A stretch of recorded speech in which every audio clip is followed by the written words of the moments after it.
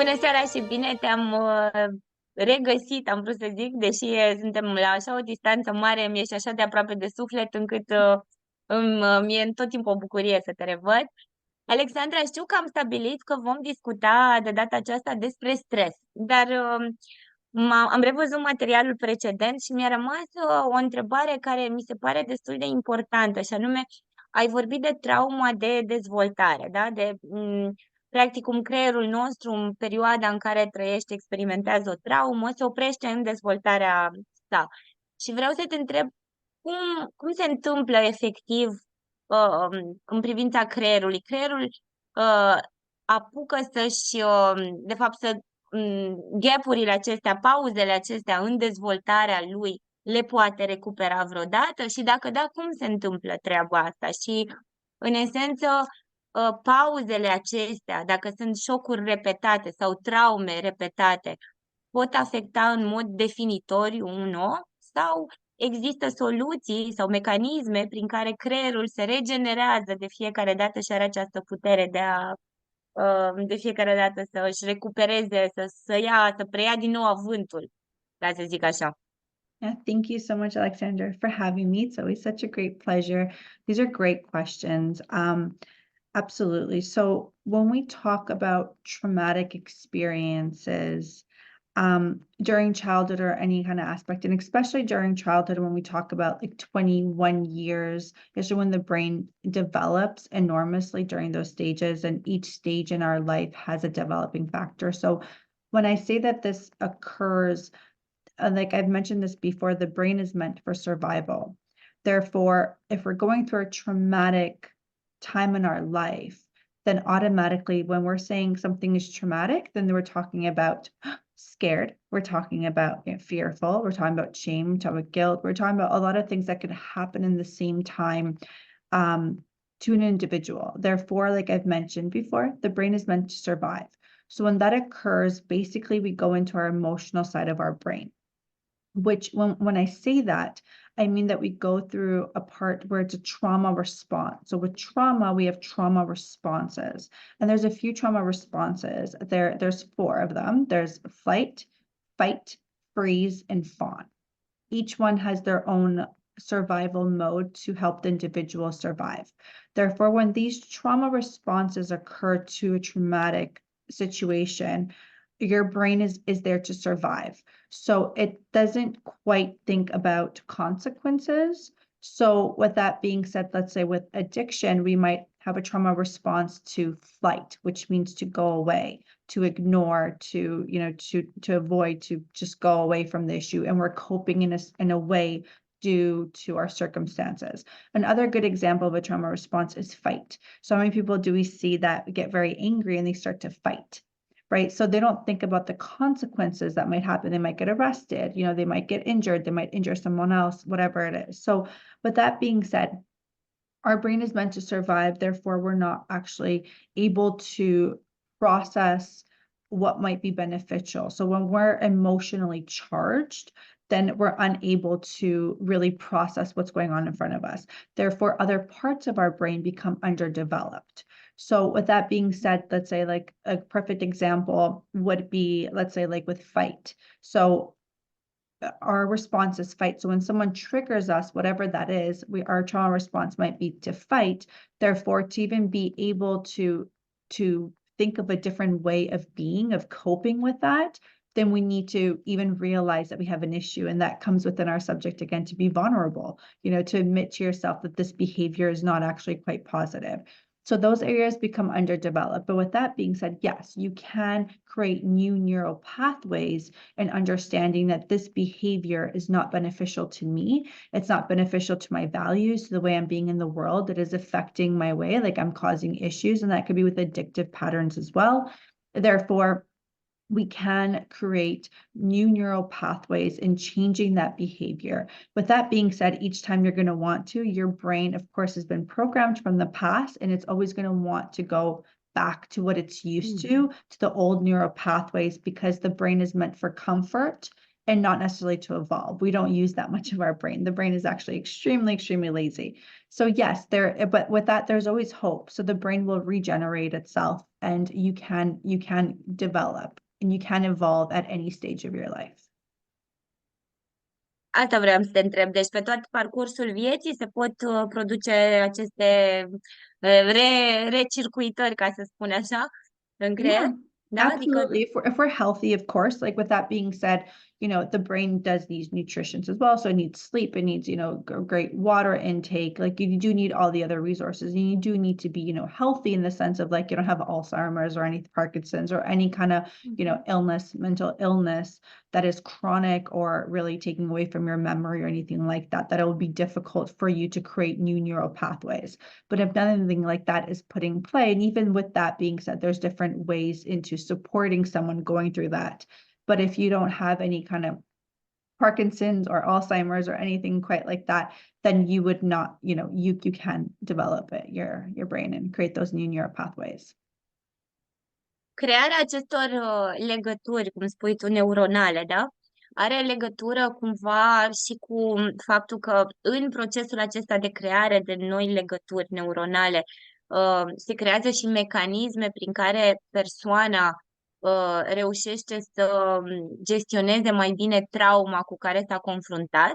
Sau sunt două aspecte diferite? Adică, ca să fiu mai clară, dacă trauma s-a produs, care i-a oprit, da, dezvoltarea creierului în momentul respectiv, dar care i-a produs și, de servicii cu care se confruntă acum, să spunem, adicții respectiv, da?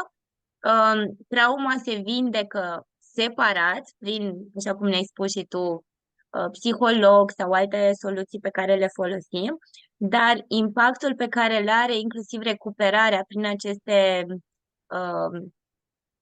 legături neuronale noi ajută în recuperarea traumei respective sau nu are nicio legătură una cu cealaltă? No, absolutely. So like I've mentioned before, this is a great question. So just the way I mentioned before, with trauma as well and addictive patterns, there's something that we're coping from. So when we're using and we're coping with something, then we do need to get to the root of the problem. And this is a great question, and I'll tell you why. Because a lot of people don't understand that the brain is very intelligent, and it does store, of course, long-term memory and details. Although with trauma and addiction as well, we do see the brain trying to go into survival mode. Therefore, when that occurs, something occurs that is called dissociation. So we dissociate. So with that being said, we might have things in our life or situations in our life where we don't quite remember. So if something was completely traumatic, we don't quite remember the whole experience. We'll have flashes of it, and that's called PTSD, like flashbacks from the traumatic experience. But with that being said, what the brain does memorize and what the brain initially kind of signals that we're in danger is the theme of the traumatic experience. And this is, like I said, such a great question, Alex, because a lot of individuals don't understand that. So for example, like loss, the brain has a grief cycle. It goes through a cycle to grieve. So with loss, for example, we could have like a loss of a family member, we can have a loss of a friend. And when I say loss, it could be death, or it could be like we're not talking to them anymore. And then we can have loss of our phone. So do you see how there's three complete different detailed situations, but the theme is the same. So with that being said, let's say like I personally went through a traumatic loss. Let's say it was 3-4 years ago. It was very traumatic for me. I went through a really tough time. Then let's say I lost, a family member. They moved across, and I also lost my friend group. And I recently, let's say, lost my job. And that has been completely traumatic stages. So today, let's say I woke up and I lost my phone. And you see me on the street yelling and screaming and completely having a nervous breakdown. And people are like, oh my goodness, like, calm down. It's just a phone. You'll figure it out. But to the brain, that theme of loss is so overwhelming that it doesn't even differentiate between a phone or a loss of a friend anymore. So, and that goes with betrayal, rejection, abandonment. There's so many different themes, that a sense of belonging, that I could think about that individuals go through. And another theme that is very, very triggering with addiction as well, and any other circumstances is powerlessness. So feeling powerlessness over a situation, not being able to gain your power. So even with like the trauma response of fight, people feel powerless. Therefore, they're trying to gain their power back through fighting. So there's the things could be completely different, but the themes will remain the same. Therefore, yes, it's very important to go back to those themes and see what it is, see how you've processed it, how you've coped with it, which means have you survived or have you coped? Because that's where addiction is survival. It's not actually living.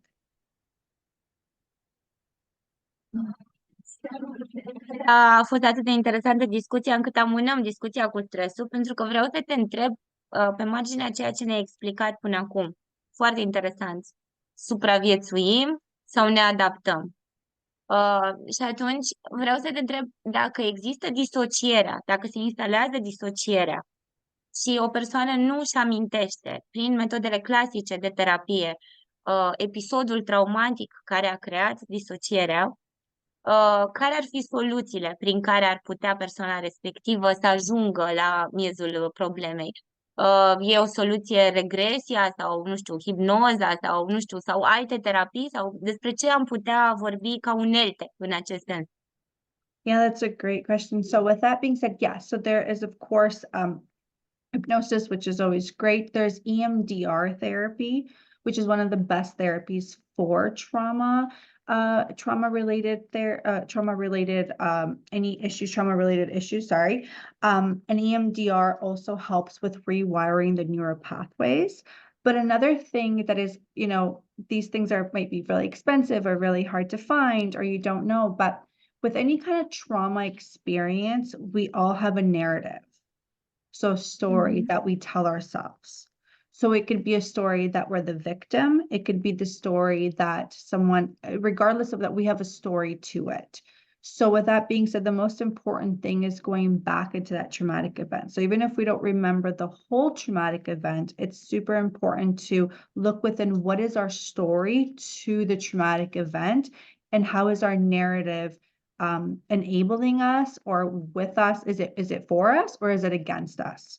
Because if it's against us and we're very upset and we're resentful and we're angry and we're stressed about it and we're disappointed, we have so much anger basically towards it, then the story is actually not for us and it's not working for us. So it's about really analyzing the narrative to that traumatic experience and what other emotions are attached to it.